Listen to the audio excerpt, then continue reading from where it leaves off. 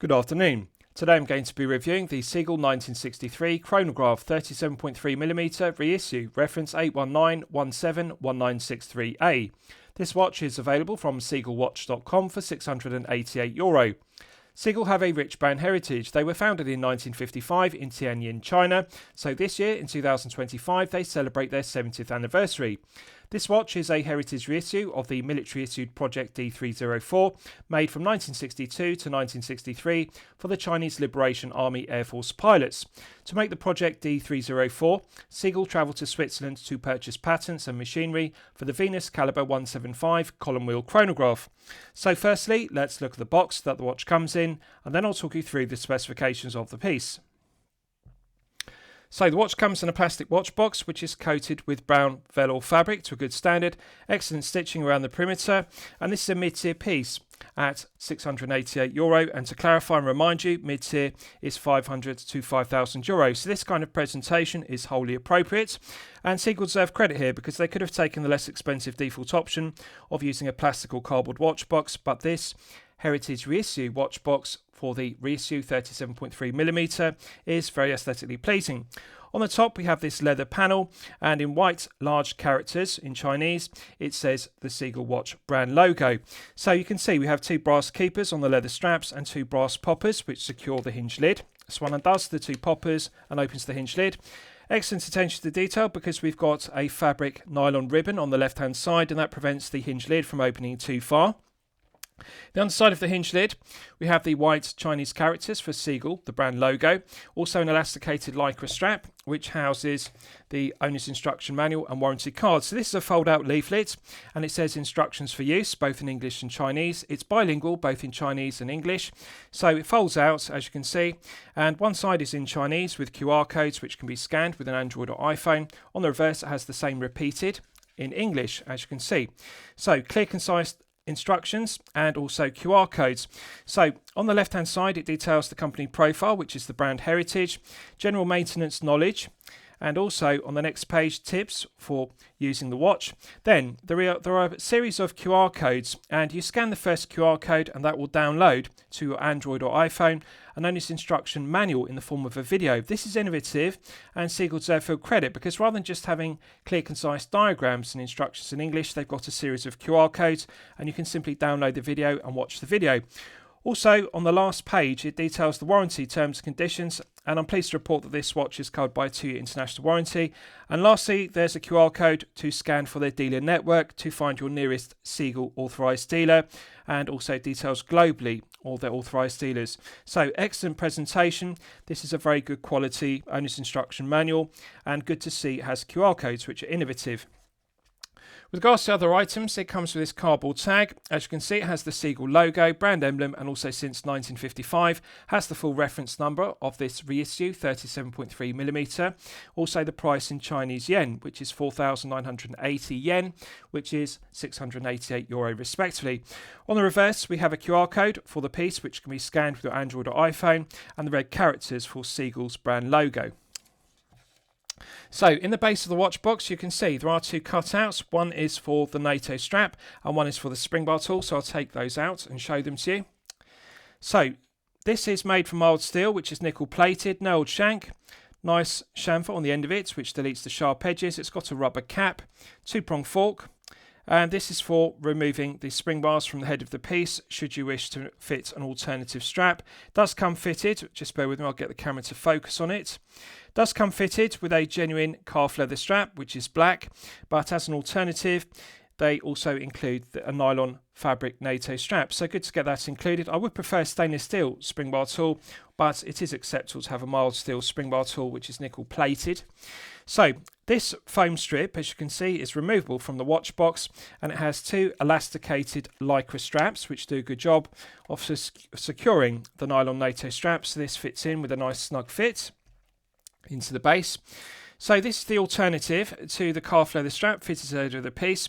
Solid 316L grade stainless steel buckle and tang, brushed satin finish to the top side and the flanks, and then we have large mirror polished bevels on the transitions, which are very aesthetically pleasing. No sharp edges to the top edge, lower edge, and good curvature to it. I like the heavy gauge of the 316L grade stainless steel, and it's engraved with the contemporary or modern Seagull logo with high definition engraving, so good to see it signed versus being sterile. And very good quality. Underside is mirror polished to a flawless standard, and they've also engraved stainless steel in high definition engraving, which is good. Stainless steel hardware throughout, so we have 3 keepers which are stitched on either side, flawless stitching, no loose stitches to it, and good heavy gauge to the keepers on the 3 stainless steel keepers on the strap. And as you can see, the underside is excellent. This is a high quality nylon NATO strap, no loose stitches, and the quality of the fabric itself is good.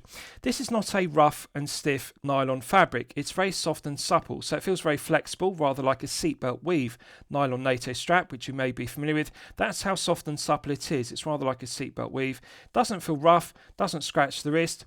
The edges of it are welded, and the end of it is welded. This is beneficial because it prevents the strap from fraying with daily wear and tear. Often nylon NATO straps have a tendency to fray either on the end or alternatively on the flanks because they're not welded, but this is woven very well and also has plenty of length. This will fit from a 6-inch minimum up to a maximum 8-inch wrist size, and it is perfectly smooth on the top side and underside, so very good quality. I like that it's soft and supple, not stiff, and I like that it's not rough and scratchy as per low quality nylon NATO straps. Good quality stainless steel hardware, and also I like the proportions of the buckle and tang. So this is a credible alternative to the genuine calf leather strap, which is fitted to the head of the piece. So as you can see, excellent presentation.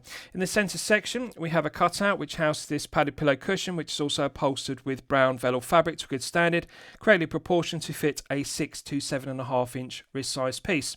So good snug fit in the base.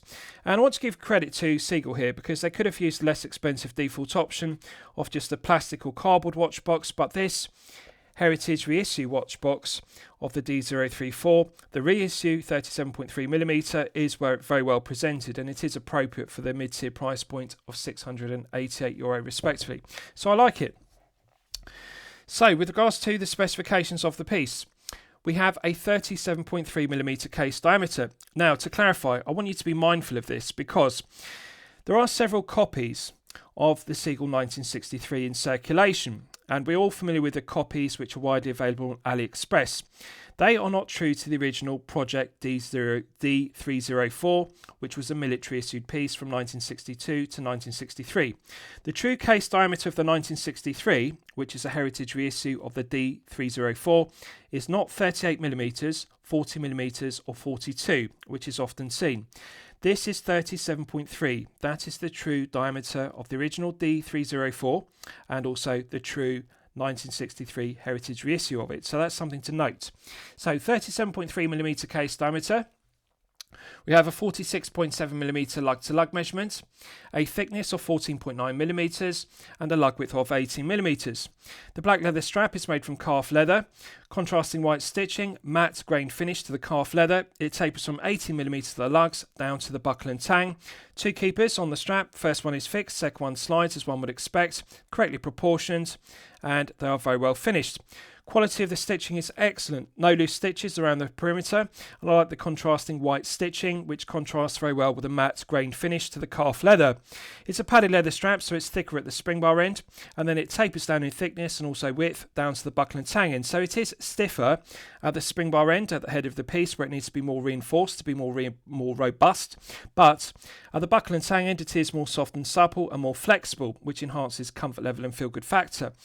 In terms of how supple it is, it's as supple as the very best of Hirsch calf leather straps, or alternatively Horween Shell Cordovan straps, which are 2 of the very best in the watchmaking industry. So quality of the calf leather is excellent. I'll show you the underside. Underside has a contrasting khaki coloured liner to it, which is also made from calf leather.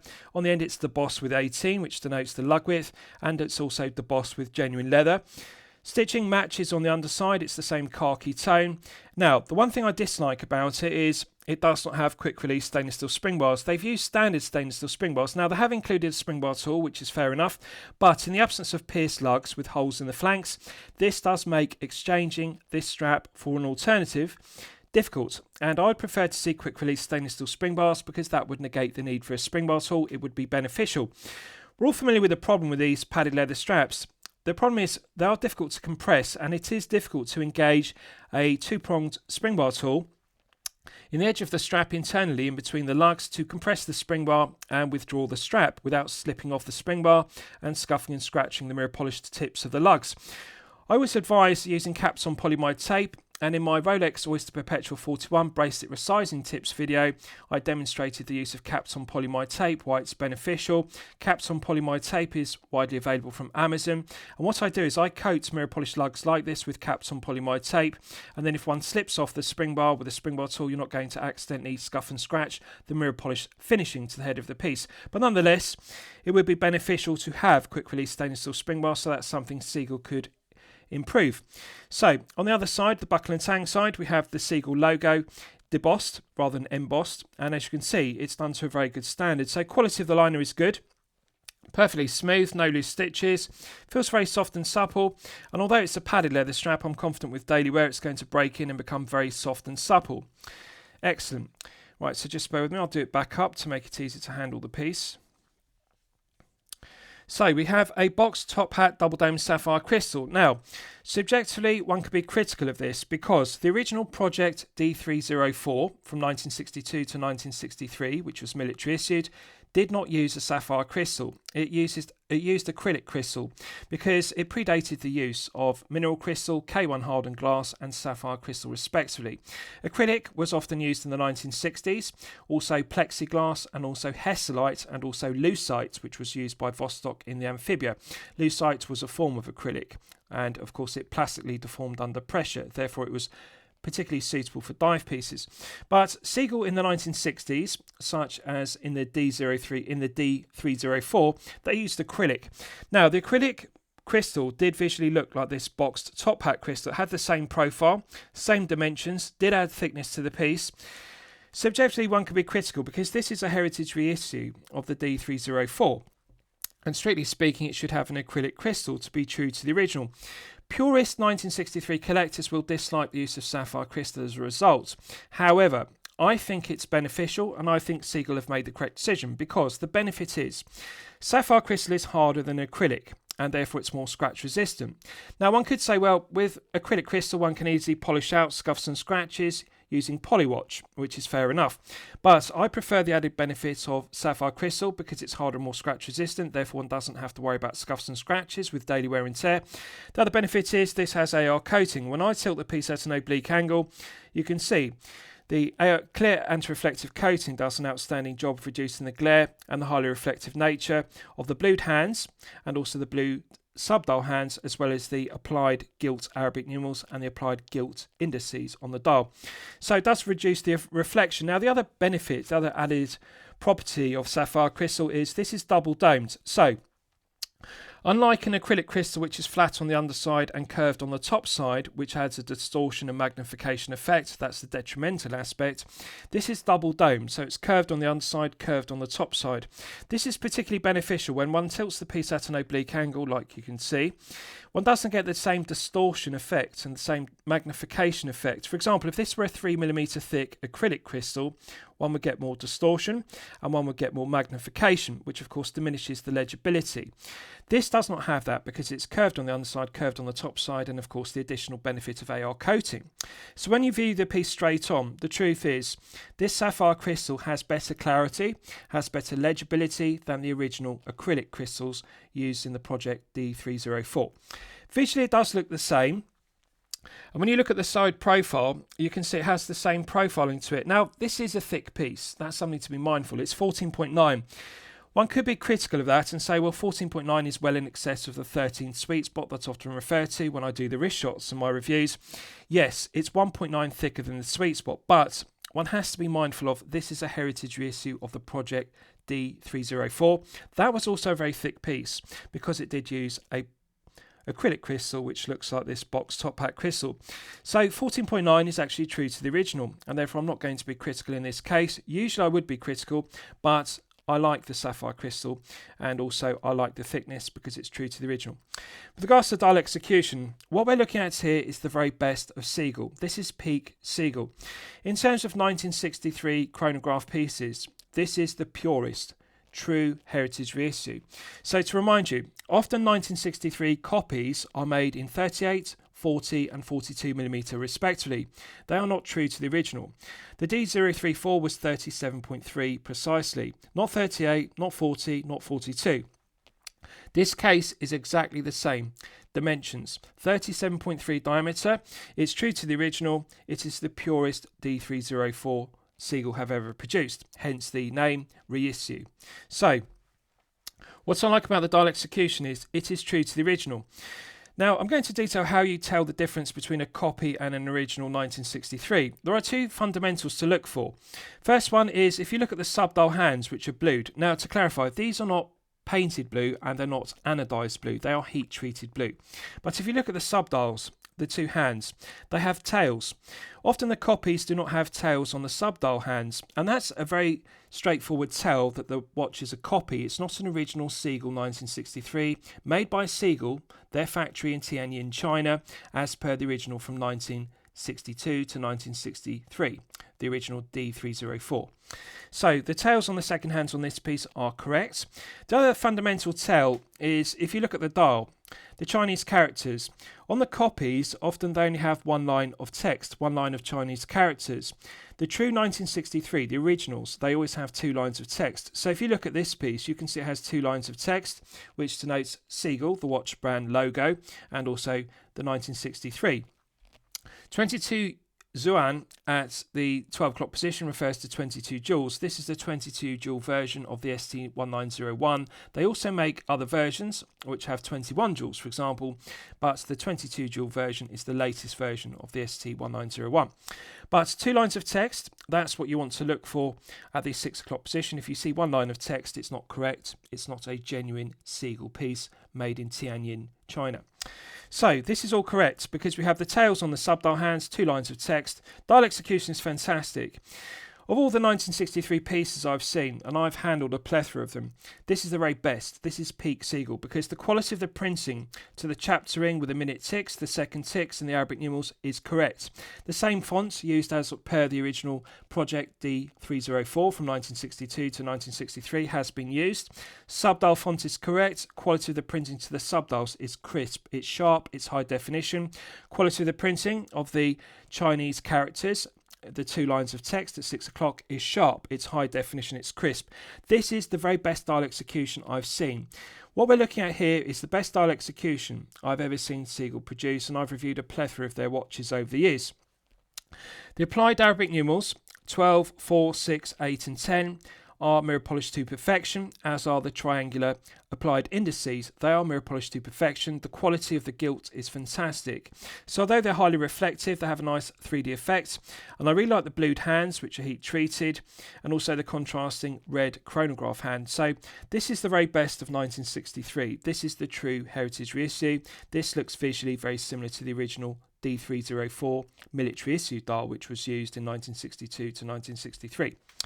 So let's look at the pushers and the crown in detail. So 50 meters of hermetic seal, solid 316L grade stainless steel crown, coin edge finished, mirror polished domed cap to it, which is mirror polished to perfection. It's sterile, but I'm not going to be critical of that because this is a heritage reissue. The original D304 did not have a signed crown. Of course, military issue pieces do not have signed crowns typically. So this is true to the original. Proportions are similar. Two pushers are mirror polished to perfection. 316L grade stainless steel, 50 meters of hermetic seal. So let's test the chronograph complication.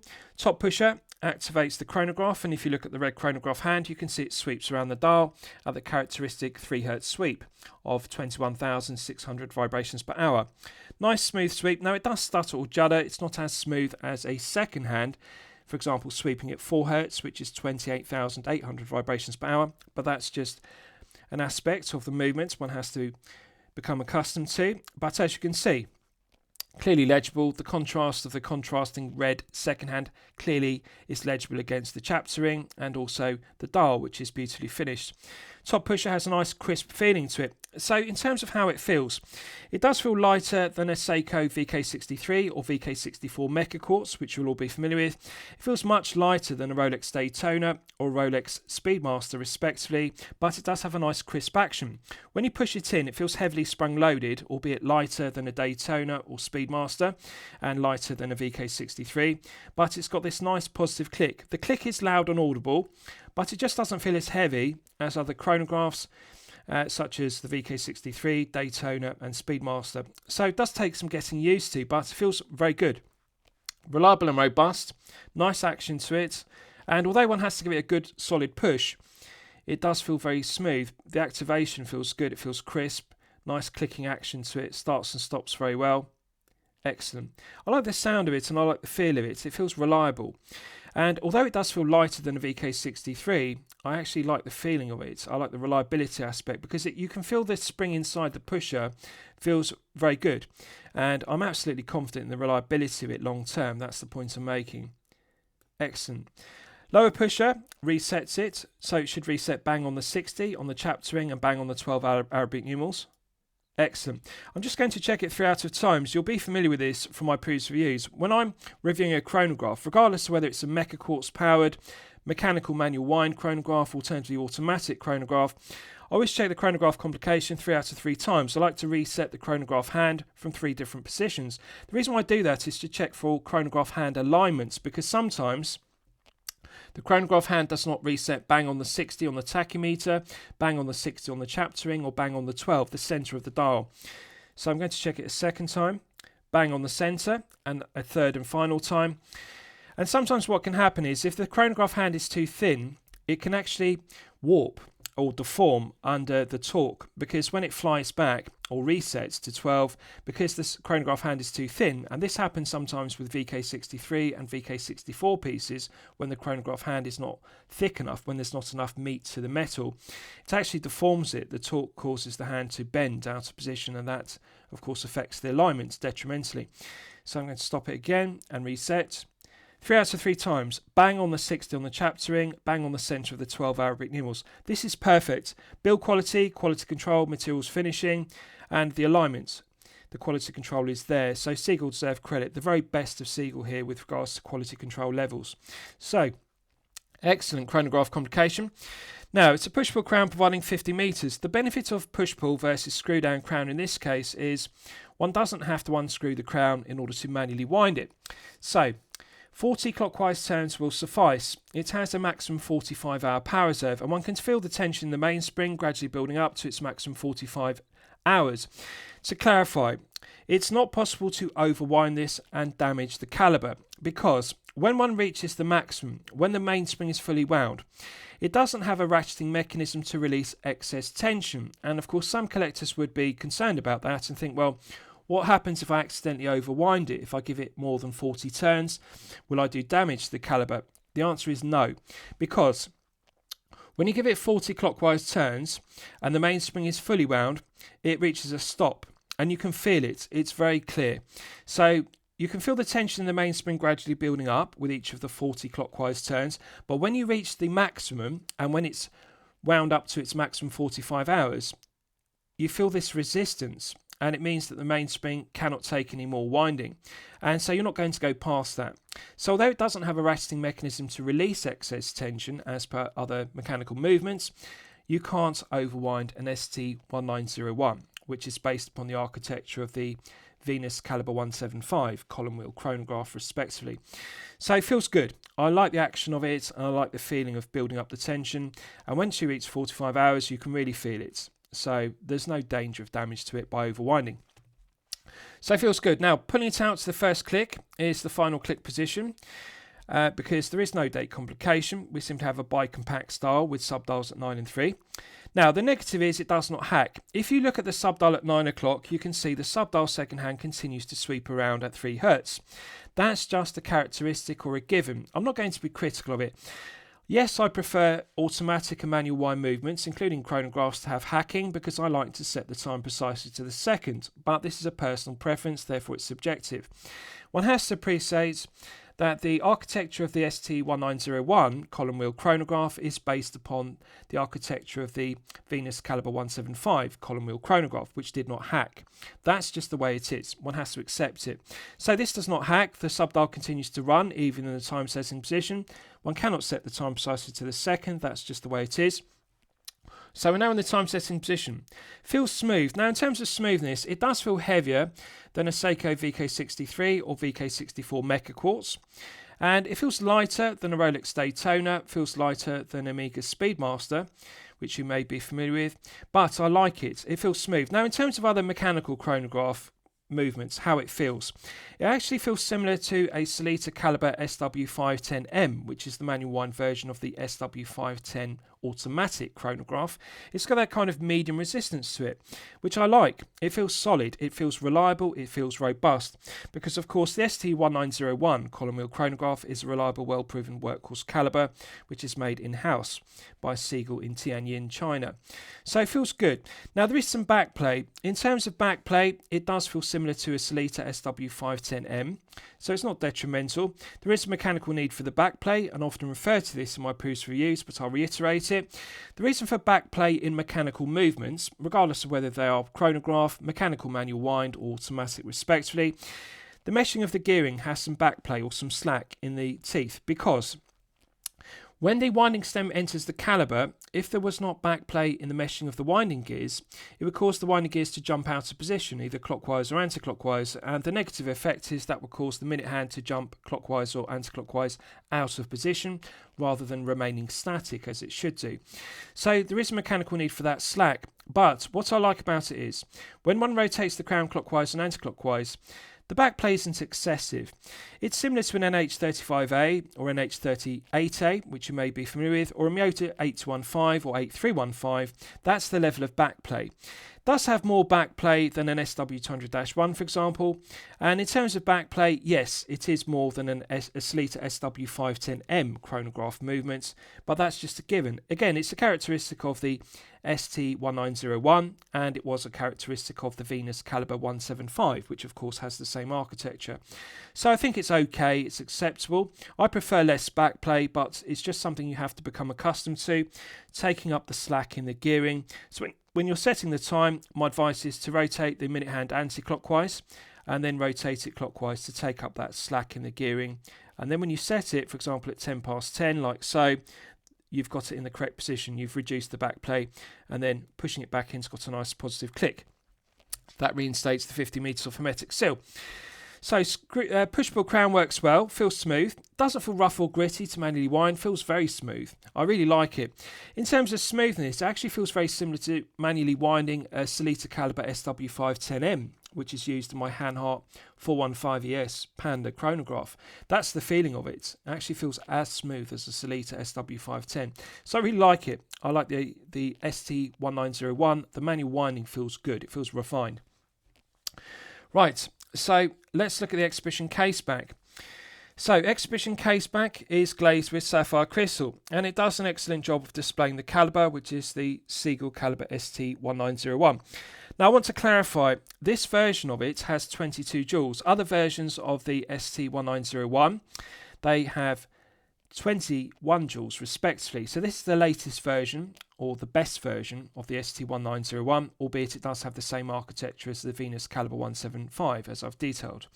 So the notable difference is this 22 joule version does not have a swan neck regulator. Some versions of the ST1901 do have a swan neck regulator. Now one could argue subjectively that's a negative, because the swan neck regulator does make regulating it very accurate, but the negative is that one has to remove the caliber from the case in order to adjust it via the swan neck regulator. So I would argue that it's not really beneficial to have a swan neck regulator, because the regulation can't take place simply by removing the case back. With a swan neck regulator, to access the screw on it, you have to take the movement out of the case. And really I don't regard that as being beneficial. I prefer when one can regulate a caliber simply by unscrewing the case back and adjusting a screw from the top. And that's the problem with the swan neck regulator. So yes, it does look aesthetically pleasing to have a swan neck regulator on an ST1901, but really other than aesthetics, the truth is it doesn't really serve any meaningful purpose. This one also has to be taken out of the case in order to regulate, and so therefore there is no added benefit other than visual. So it doesn't have a swan neck regulator, but it is the latest or best version of the ST1901 because it's 22 joules rather than the earlier 21 joules respectively. Now, exhibition case back is solid 316L grade stainless steel around the circumference, and it's dodecagon or 10-sided versus being 8-sided or octagonal. Mirror polishing to the dodecagon flats is flawless, no sharp edges to the scallops on the dodecagons, and what I like about it is the mirror polishing is fantastic, and also the engraving is high definition crisp with the reference number for the piece, serial number and specification. So details 50 metres, and we've got the full reference number of the reissue, which is 819.17.1963A, and also the serial number, which is unique. So excellent quality, the engraving isn't sharp or rough, mirror polishing is good. Now it is a deep case back, but it is necessary in this case. So as you can see, it does have a deep bubble back case back, rather like a dive piece with 200 or 300 metres. It's necessary because of the thickness of the calibre. The ST1901 is a thick calibre as per the Venus 175, which it's based upon, and therefore it does need additional clearance beneath the sapphire crystal. It does need a deep case back, that's the point. So although it's only 50 metres, it is a rather thick case back, but I like that it has sapphire crystal glazing because it does a good job of displaying the decoration, such as the blued screws and the milled stripes, which are Coats de Genève finished. So excellent quality case back, perfectly smooth, comfort level and feel good factor are excellent. Underside to the head of the piece is mirror polished to perfection, large mirror polished bevels on the undercuts to the flanks, so no sharp edges, and the four tips of the lugs have been beveled, so we have no sharp corners, so quality of the case is mid-tier level. So excellent exhibition case back. So let's look at the case finishing in detail. So the bezel, case back and crown and pushers are all 316L grade stainless steel. Case is mirror polished on the top side, flanks, underside and in between the lugs. Now, with a mid-tier piece between 500 and 5,000 euro, when it's mirror polished, the first area on case finishing that I look at in detail or I look at closely is in between the lugs, because often low-tier and mid-tier brands and micro brands will use in between the lugs as a production cost-cutting measure in order to maximise profit margin per piece. The reason being, mirror polishing in between the lugs adds production time and therefore adds production costs per piece, therefore diminishes profit margin per piece for the brand. So what they do to try and maximise profit margin is they brush satin finish or vertically satin finish in between the lugs, or simply machine it. They don't mirror polish, and that reduces production time per piece and reduces production cost per piece, therefore increases profit margin per piece. Seagull don't do that. The mirror polishing in between the lugs is done to the same standard internally as the tops of the lugs, the flanks of the case, the bezel and the case back itself. This is stellar. Make no mistake about it, we're not looking at low tier mirror polishing here on the case. This is mid-tier 500 to 5,000 euro, which is wholly appropriate for a mid-tier 688 euro price point. Quality of mirror polishing is fantastic. The bezel is solid 316L grade stainless steel, domed profile versus flats profile, which is the correct choice. Mirror polishing is fantastic. What I like about the low profile bezel is it allows the fillet edge of the box top hat crystal to project above it, so one gets the full visual impact of it, as per the original Project D304 military issued piece, which was acrylic glazed. But if you look at the edge of it, it's got a nice fillet edge. And to clarify, I'll remind you, there are two types of edges to sapphire crystals. Flat sapphire crystals have a beveled edge, which is flat. Double dome sapphire crystals have a fillet edge, which is curved. And also box top hat crystals have a fillet edge. Fillet is curved, beveled is flat. This has the correct profiling as per the original fillet edge on the D304 acrylic crystal. So bezel is low profile, that's correct. Mirror polishing to the top of the lugs, mirror polishing to the flanks is fantastic. Large undercuts to the flanks, and what I like is the flanks are slender, they're not thick, they're not slab-sided, therefore that reduces the visual impact. So it looks thinner than it actually is, albeit it is a thick piece at 14.9. That's something to be mindful of. But quality of the mirror polishing throughout is stellar. Quality of the mirror polishing to the pushable crown and the pushers is also fantastic. Just bear with me, I'll get the camera to focus on it. It's absolutely excellent mirror polishing throughout. No imperfections whatsoever, no sharp edges, and the undercuts to the flanks are deburred very well. Right, so I'll give you a wrist shot, and you can see how it fits my 8-inch wrist, so just bear with me. I'm going to remove my Concord 40. So this calf leather strap will fit from a 6 to 7.5 inch maximum wrist size. It's a fraction too short for my 8-inch wrist. Now I can just do it up, as you can see, and I can just engage the end of the strap in the first keeper, and the tip of the strap does just pass the second keeper, but it's half an inch a fraction too short for comfort because it's now tight. I can't fit an index finger beneath a buckle and tang and strap at all times, which is the correct sizing method. So it needs to be half an inch longer for an 8-inch wrist. That's something to be aware of, but I'm not going to be critical because for the majority of collectors with a 6 to 7.5 inch wrist, this will suffice. In terms of comfort level and feel good factor, it is stellar.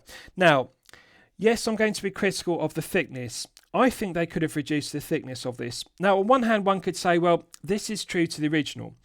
The Project D304 was glazed with acrylic crystal, which was thick, and of course that was also a tall piece. So at 14.9, it's actually true to the original. On one hand, this will appeal to purist 1963 collectors because it is a heritage reissue, and therefore it's true to the original in dimensions. Identical 37.3 case, as per the D304. Also, lug width is 18mm, that's correct.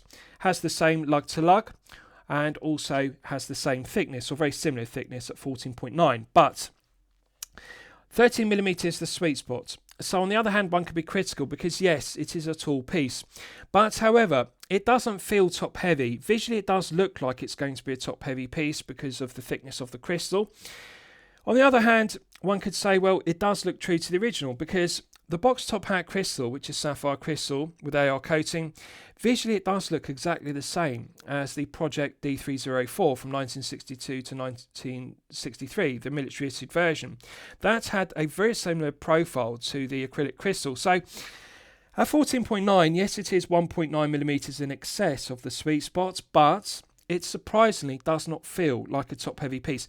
It doesn't sit on top of the wrist like a thick slab of 316L grade stainless steel. That's the point I'm making. 37.3 is compact. Visually, it wears more like a 38. But what I like about it is it's true to the original. It's not a 38 or 40 or 42 copy of the 1963. This is a 37.3. It is the true, purest heritage reissue of the Project D304. The exact same 37.3 case as the original. So it is tall. It's going to be more difficult to slip underneath the shirt cuff. You'll know from my previous reviews, the reason why I say 13 is the sweet spot, regardless of whether a piece is 38, 39, 40 or 41 respectively, is because 13 and below is the sweet spot to easily slip underneath the shirt cuff if you wear business shirts. So therefore it makes it practical for a daily wear piece. Yes, at 14.9, this is going to be more difficult to slip underneath a shirt cuff. That's just the reality of it. But I don't regard it as detrimental because aesthetically it looks fantastic. The box top hat crystal on this piece is just beautiful. I like the high dome profile of it, but one has the benefit of it being sapphire crystal. There is no distortion or magnification effect as per acrylic. And of course it's not as prone to being scuffed and scratched as acrylic. So visually it looks similar to the original D304 acrylic crystal, but it's harder and more scratch resistant. So I think it's good looking, that's the point. One has to strike a balance between, when one produces a heritage reissue, Seagull had to make the difficult decision. Do they glaze it with acrylic crystal as per the original to appeal to purists? Or do they upgrade it to modern day specification, contemporary specification to appeal to modern day collectors? This has it correct because visually it looks the same as the original D304 from 1962 to 1963, but it has modern day enhancement. AR coating plus sapphire crystal is harder. So I think they've made the correct decision by not glazing with acrylic. But of course one has the negative of, to make it visually look the same, they've had to make it high domed, and of course it's now 14.9. I think it's right. Had they used a lower domed, double domed sapphire crystal or a flat sapphire crystal, of course it would not look true to the original. It could not be a heritage reissue. That's the reality. So I think they've made the difficult decision and they've made the correct one. Sapphire crystal and keep the profiling the same as per the Project D304. Visually it looks the same. But compact case, that's the point I want you to be aware of. 46.7 is particularly beneficial. If you have a smaller 6 to 7 inch wrist, the tips of the lugs curve around the wrist very well. They don't have a large abhorrent gap beneath the tips of the lugs. The strap is very close to the case and also very close to the wrist. This does feel very comfortable to wear for long periods of time, such as 8 to 12 hours per day. So comfort level and feel good factor are fantastic on this piece.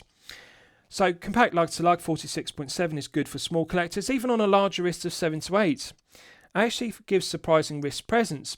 So although it's 37.3, visually it does look and feel more like a 38.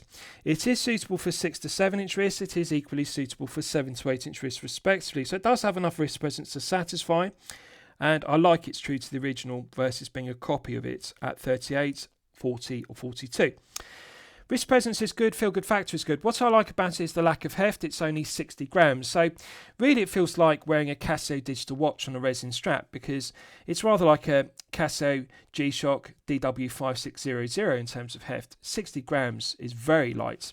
And one has to appreciate it's a solid 316L grade stainless steel case with an exhibition case back, which adds some heft, with a double domed sapphire crystal, which adds some heft.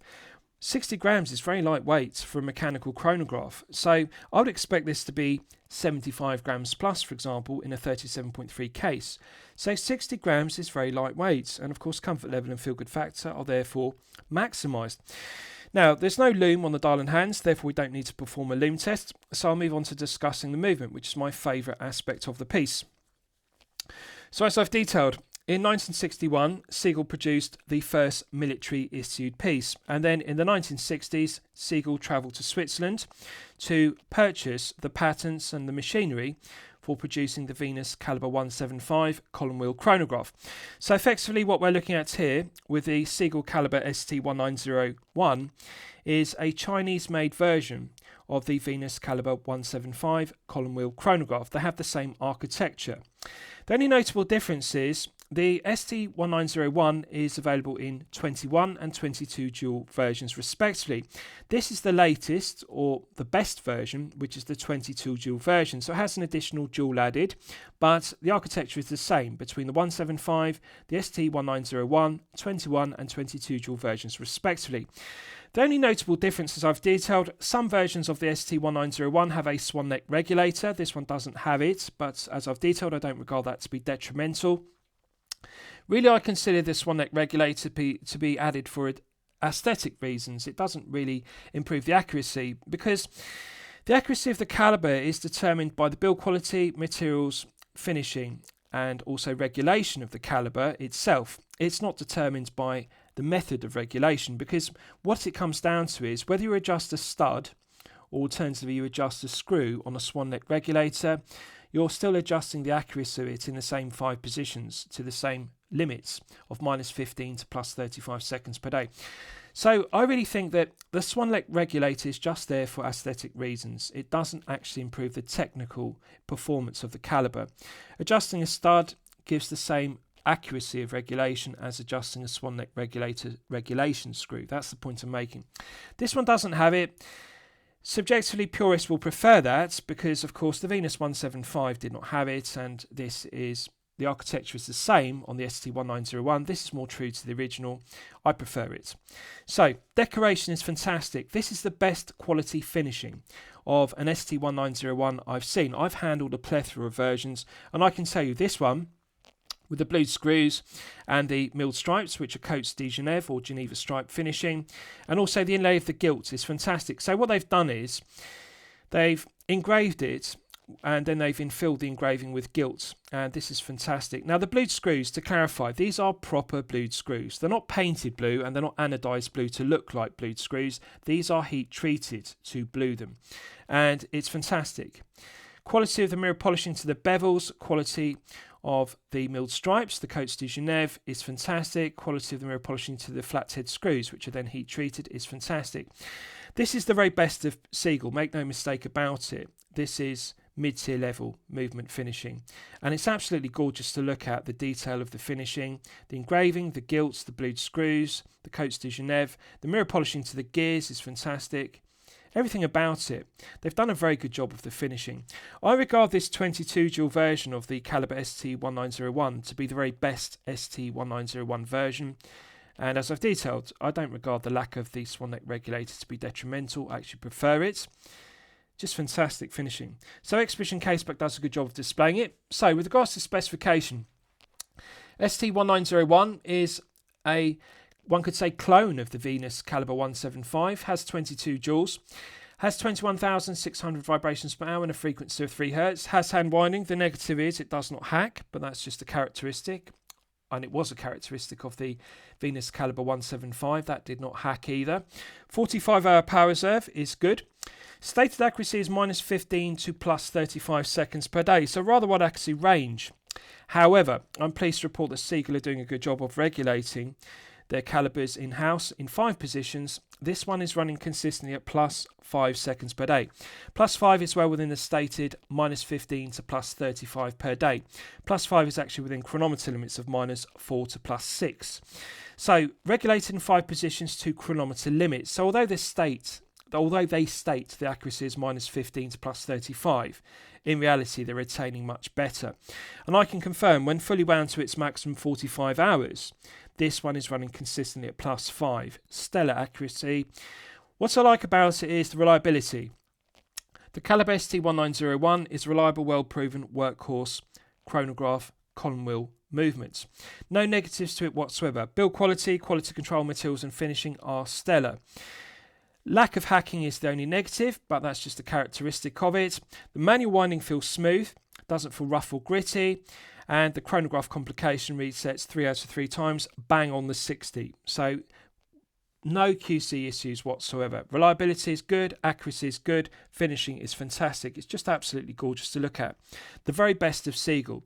This is an in-house caliber. Now, again, what I want you to be mindful of is one has to be careful, because there are a plethora of copies of the 1963 in circulation, and we're all familiar with lower price versions of the 1963 widely available on AliExpress. What we are looking at here is a genuine in-house made Seagull caliber ST1901 22 joule version. The markings are correct, the finishing is correct. This is not a copy of it, it's not a clone of it.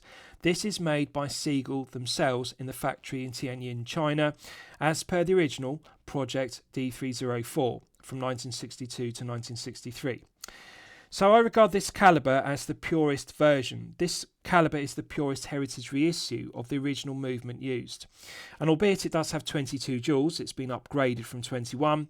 The architecture is identical to the original, but they've of course over the years improved the quality of the finishing. The mirror polishing is better, the bevels are better done, the quality of the polishing to the blued screws is better, the quality of the Coach de Genève finishing and the gilt is done better. So this is the best finished version of it. But the point is, it's the original. It's made by Seagull themselves. We're not looking at a copy of it. It has the correct markings.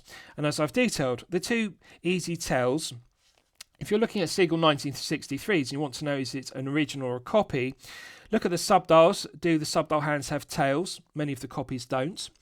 Look at the 6 o'clock position. Just bear with me, I'll move the hand out of the way. There should be 2 lines of Chinese characters. Often the copies only have 1 line. That denotes that it's a copy and it's not an original.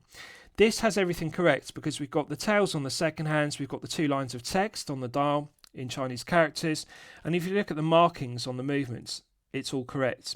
So this is an in-house caliber made by Seagull themselves. It's not a copy of it, and they deserve credit for that, as you can see.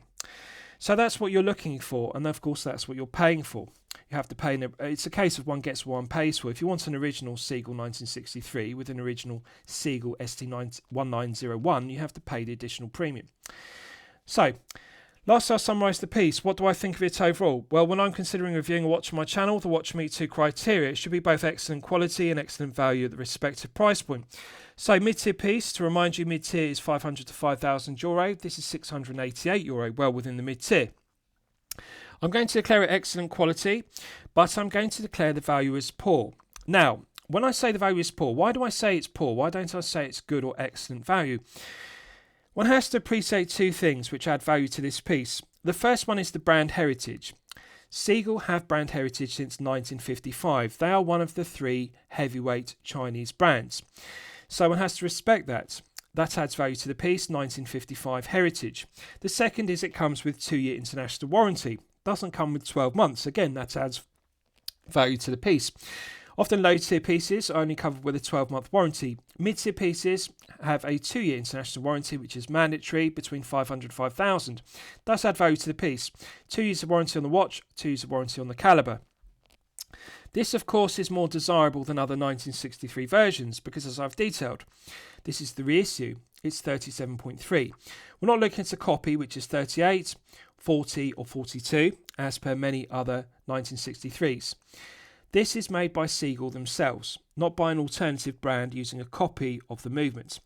That's what one has to be mindful of. So therefore it appeals to purists 1963 collectors more. That again adds value to the piece. So we have 3 elements: brand heritage since 1955, 2 years of warranty, and of course it's a heritage reissue, which again adds value. It's 37.3, it's rare. So even so, I would say the value is poor because I would like to see Seagull reduce the price point of this piece to below €500, even including those aforementioned characteristics or beneficial aspects. I think the true price point of this should be below 500. €688 is pushing it. Now, I appreciate it does have an in-house caliber. Yes, it's a heritage reissue. It's more valuable as a result. It's highly collectible. But I think 688 is expensive and therefore value is poor. It downgrades it from excellent and good value down to poor value. But quality is excellent because there are no QC issues whatsoever. Dial execution is the very best of Seagull. Case finishing is the very best of Seagull. And the movement finishing is the very best of Seagull here. It's just fantastic. What we're looking at here is the best quality finishing, build quality, quality control, materials and finishing I've ever seen. I've handled a plethora of 1963s over the years and a plethora of ST1901 powered pieces, and I can tell you this 22 jewel version of the ST1901 is the very best of Seagull. One has to respect this is an in-house caliber. They're not buying in movements from a movement manufacturer. Seagull have been making the caliber themselves since 1962 when they produced it for the D304, the military issued version. So the very best of Seagull here throughout, and therefore excellent quality throughout. But value just they need to lower the price point to below 500 to make it good or excellent value. So I'm going to highly recommend it for your consideration. I hope you've enjoyed my review of the Seagull 1963 Chronograph 37.3mm Reissue, reference 819.17.1963A. Please feel free to post your own comments below the video. Thank you for watching.